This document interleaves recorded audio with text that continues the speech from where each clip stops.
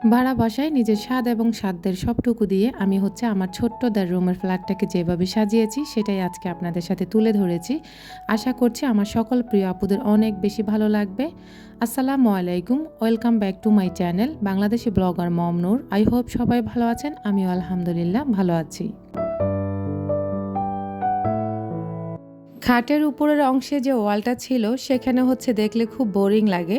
এ কারণে আমি 3টা ওয়ালমেট টানিয়ে নিয়েছি। দুটা যেহেতু গ্রিন কালারের, মাঝখানেরটা এ কারণে আমি স্কাই ব্লু কালারে রেখেছি। আর এই 3টা ওয়ালমেট টানানোর পরে এই জায়গাটা বেশ কালারফুল লাগছে। আপনাদের কাছে কেমন লাগছে অবশ্যই কমেন্ট করতে ভুলবেন না। আমার কাছে তো এই জায়গাটা ভীষণ সুন্দর লাগছে। ঘর আমার কাছে পরিপূর্ণতার জায়গা, তাই নিজের স্বাদ এবং সাধ্যের সবটুকু দিয়ে আজকে আমি আমার রুমটাকে অর্গানাইজেশন করেছি। আশা করছি আমার প্রিয় আপুদের ভালো লাগবে। আদৌ কতটুকু ভালো লেগেছে আপনাদের আমি জানি না, তবে যদি বেশি ভালো লাগে তাহলে প্লিজ কমেন্ট করতে ভুলবেন না এবং কি বেশি বেশি লাইক করতে ভুলবেন না। প্লিজ আপুরা আজকের ভিডিওটি বেশি বেশি শেয়ার করতে ভুলবেন না। আমার রুমের 2টা জানালা আছে আর জানালাগুলো বেশ বড় সড়ো। তো এখানে যেহেতু আমার নিচতলা বাসা, যার কারণে আমি পর্দাগুলোকে এক সাইড করে রেখে দিয়েছি যাতে করে আমার রুমে পর্যাপ্ত আলো আসে। আর আমার পর্দাগুলো বেশ পুরনো, যার কারণে ডিটেলস আর কিছুই বললাম না। সাথে একটা আলমারি রেখেছি। আর এই যে খাটের ফাইনাল লুকটা, আমি একটা আর্টিফিশিয়াল ফুল দিয়েছি, কর্নারে একটা টিস্যু পেপার রেখেছি আর 2টা বালিশ এবং একটা কোল বালিশ দিয়ে আমার সুন্দর এই নতুন বিছানা চাদরটা বিছিয়ে নিয়েছি। সাথে একটা সুন্দর একটা কাঁথা দিয়েছি। চাদর, পর্দা, পাপোশ এবং কি কাঁথা সব কিছুর কালার কম্বিনেশন রেখে আমি এই কাঁথাটা এখানে দিয়েছি। আপনাদের কাছে কেমন লেগেছে কাঁথাটা অবশ্যই কমেন্ট করতে ভুলবেন না। আমার কাছে কিন্তু ভীষণই ভালো লেগেছে, যার কারণে আমি কাঁথাটা দিয়েছি। আর এই কাঁথাটার সেলাই এত বেশি ফিনিশিং সুন্দর হয়েছে, যেটা আসলে আমি স্মৃতি হিসেবে করে রাখার জন্য এই কাঁথাটা এখানে দিয়েছি। আর এটা যেহেতু একটা স্পেশাল রুম ট্যুর, তো এই কারণে একটা কাঁথার প্রয়োজন হয়, যার কারণে আমি কাঁথাটা এখানে বিছিয়ে দিয়েছি। আদৌ আমার প্রিয় আপুদের কতটুকু ভালো লাগছে আমি জানি না, তবে আমি আমার সাধ্য থেকে চেষ্টা করেছি রুমটাকে অর্গানাইজেশন করার জন্য।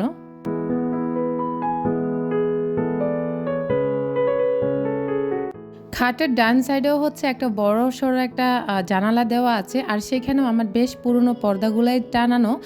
আমার আর সামর্থ্য হয়নি যে আমি নতুন পর্দা কিনে এখানে রুম ট্যুর দেব, তো তার জন্য আপনাদের কাছে আন্তরিকভাবে দুঃখিত।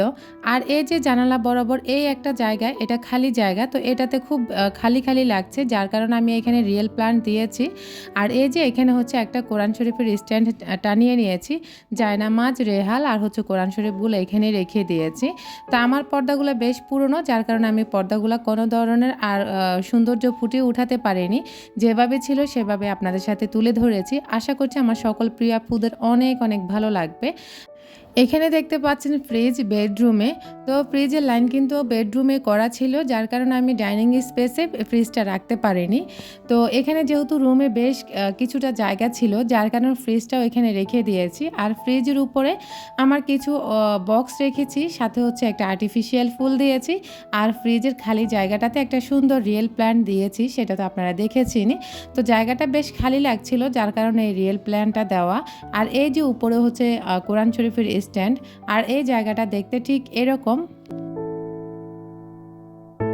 রুমের ওই সাইডটা তো আপনাদের সাথে শেয়ার করেছি, এবার এই সাইডটা শেয়ার করি। খাট আর আলমারির মাঝামাঝি যে একটা চিপা জায়গা আছে, সেখানে আমি একটা মাল্টি কালারের পাপোশ বিছিয়ে দিয়েছি। আমার পর্দা এবং কি বিছানার চাদর কাঁথার সাথে কালার কম্বিনেশন ঠিক রেখে আমি এই পাপোশটা নিয়ে এসেছি। আর এখানে পাপোশটা বিছানোর পরে বেশ কালারফুল লাগছে, এত সুন্দর কিউট লাগছে, আমি নিজে দেখেও অবাক লাগছে আমার কাছে। আর পাপোশটা বেশ সফট এবং কি খুব আরামদায়ক। এখন আপনাদের সাথে শেয়ার করি, প্রতিদিন তো আপনারা এই ওয়ার্ড্রোপের উপরে 2টা বাস্কেট এবং কি আমার ছোট্ট একটা মিনি সেলফ দেখতে পান, যেখানে আমার অল্প স্বল্প কিছু কসমেটিক্স রাখতাম আমি সব সময়। তো ওই জিনিসগুলো সরিয়ে আমি এখানে ওয়ার্ড্রোপের উপরে এই সুন্দর জিনিসগুলো দিয়ে সাজিয়ে নিয়েছি। যেমন আমার ছোট ছেলের একটা খেলনা, 2টা রিয়েল প্ল্যান্ট, সাথে একটা আর্টিফিশিয়াল ফুল। আর আমার বড় ছেলে যে স্কুলে সম্মাননা পদক পেয়েছে, সেই 2টা সম্মাননা পদক আমি এখানে দিয়েছি। সাথে সুইচ বোর্ডের উপরে উপরে আমি একটা আয়াতুল কুরসি সূরা শোপিস লাগিয়ে নিয়েছি, মানে ওয়ালমেট টানিয়ে নিয়েছি, আর সাথে হচ্ছে চাবির রিংটা টানিয়ে রেখেছি। আর এই যে ওয়ার্ড্রোবের লুকটা এরকম, আর দুইটা রিয়েল প্লান্ট আর মাঝখানে আর্টিফিশিয়াল ফুলটা খুব ভালো লাগছে। ওয়ার্ড্রোবের উপরটা কিন্তু একদম লুক চেঞ্জ হয়ে গেছে। তো আমি এই জায়গাটা একটু কালারফুলে চেয়েছিলাম, যার কারণে এখানে কালারফুল খেলনাটা রেখেছি, সাথে হচ্ছে কালারফুল একটা ফুল দিয়েছি। তো আপনাদের কাছে কেমন লাগছে? আর এই যে ওয়ার্ড্রোবের সাইডে আমার হচ্ছে একটা লন্ড্রি বাস্কেট রেখেছিলাম, আর তার উপরে হচ্ছে একটা মানি প্ল্যান্ট রেখেছি। আর সুন্দর এই লন্ড্রি বাস্কেটটা এবং সুন্দর এই মানি প্ল্যান্টটা আমার রুমের লুকটাই চেঞ্জ করে দিয়েছে।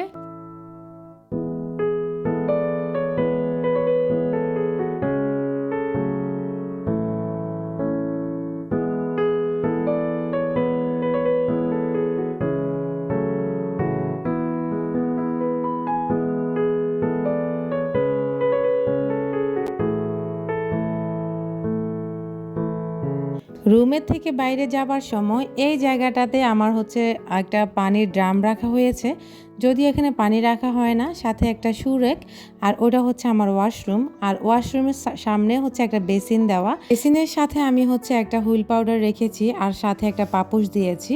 আর এই যে বেসিনের উপরে যে একটা কমন জিনিস সবারই থাকে, যেমন hand wash, face wash, paste, তারপর শ্যাম্পু, চিরুনি, ব্রাশ সব কিছু এখানে রেখে দিয়েছি। আর সুন্দর একটা মিরর আছে, তার উপরে একটা লাইট, আর সাথে হচ্ছে একটা হ্যান্ড টাওয়াল রেখেছি, যেন বেসিন থেকে হাত ধুয়ে সাথে সাথে হাত মোছা যায়। আর এটা হচ্ছে আমার ওয়াশরুম। তো ওয়াশরুমটা কারো যদি দেখতে ভালো না লাগে তাহলে প্লিজ আপনারা ইগনোর করতে পারেন। আমার ওয়াশরুমটা এরকম। তো ওয়াশরুম থেকে বের হয়ে এই যে হাতের বাম সাইডে এখানে হচ্ছে আমার একটা র্যাক রেখেছি, সাথে হচ্ছে একটা কিচেন সেলফ রেখেছি। আর এই জিনিসগুলো আপনারা সব সময় দেখে থাকেন। আজকে নর্মালি যেরকম থাকে সেরকমই আজকে আপনাদের সাথে শেয়ার করেছি, কোনো রকম অর্গানাইজেশন করিনি। তো ওখান থেকে বের হয়ে এই যে ডাইনিং স্পেসটা আছে সেখানে আমি ছোট্ট একটা টেবিল রেখেছি, যে টেবিলটা আমার মাল্টিপারপাস কাজে ব্যবহার করে থাকি। কখনো আমার ছেলে রিডিং টেবিল হয়ে থাকে, কখনো বা ডাইনিং টেবিল হয়ে থাকে।